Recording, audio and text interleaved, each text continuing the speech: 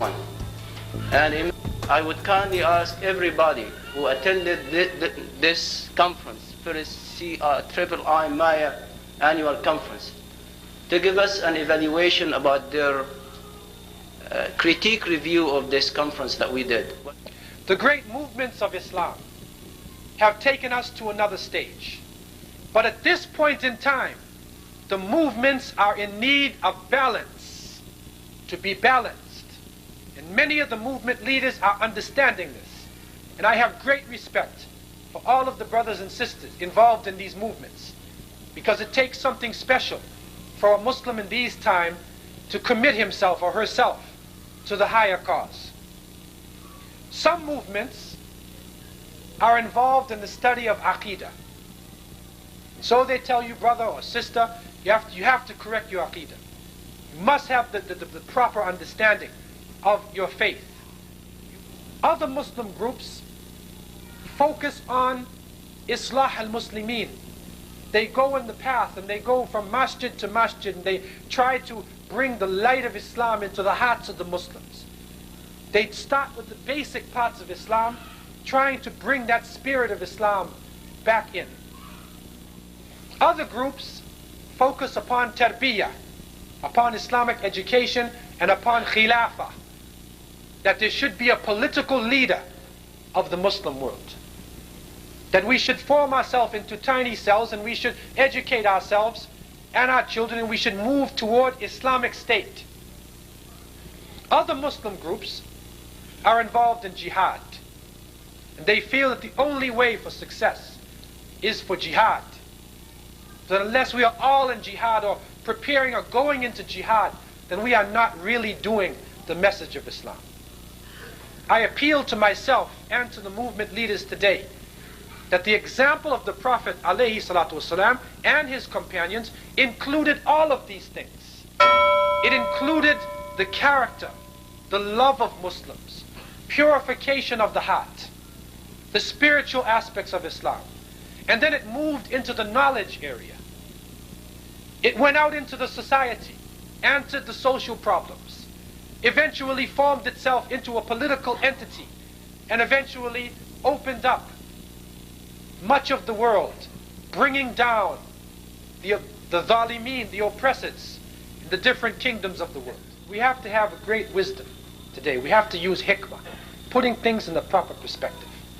And I know with the youth and many of the groups there's a great enthusiasm.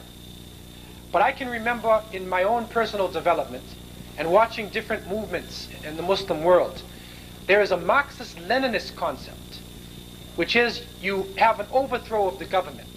You make a coup d'etat. You take the airport, you capture the president or kill him, you take over the radio station, and you think that you're going to rule this country under an Islamic state. It's not going to happen like that. The Islamic movement, there was Mecca before Medina. And many people want to go to Medina before they deal with Mecca. And so we need to, and I think you'll find Sayyid Qutb and Abu al-A'la, al-Mawdudi, and many people speaking of the fact that there is a need for tarbiyah, for education, for the masses of the people to be educated in Islam, to spread the knowledge of Islam. Once the masses have a basic understanding of Islam, then when the time comes, then they know what you're doing. Otherwise, you get caught. You take over the radio station and everybody's against you. They say this is a mad fanatic, and then CNN says the fundamentalists have just taken over this country and you're isolated. So the Islamic way is Mecca before Medina. That we should work on this, spread the Islamic education, and then wait for the proper time with hikmah, with wisdom, when the other aspects would come in. But to try to make a coup d'etat, or to use the masses, push the masses out, let them get killed, and then take over, that is a Marxist-Leninist theory. That has nothing to do with Islam.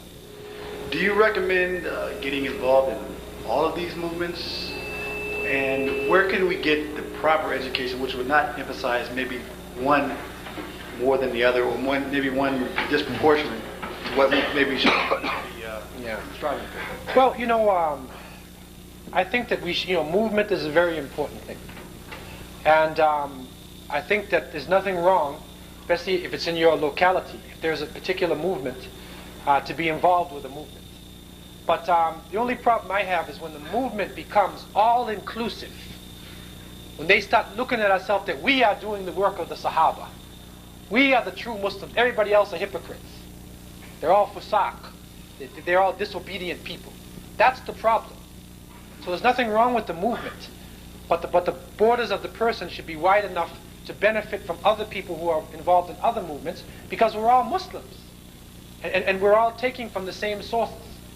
So really, I think flexibility, it's good to be flexible to benefit from all of the different groups, but there's nothing wrong with taking a pledge of allegiance to a leader or to a movement. There's nothing wrong with this. Just try to be sure that they are following Quran and Sunnah, and that they are sincere leadership. And if you get that sincerity, then you can pledge yourself or take a commitment to a movement. There's nothing wrong with this.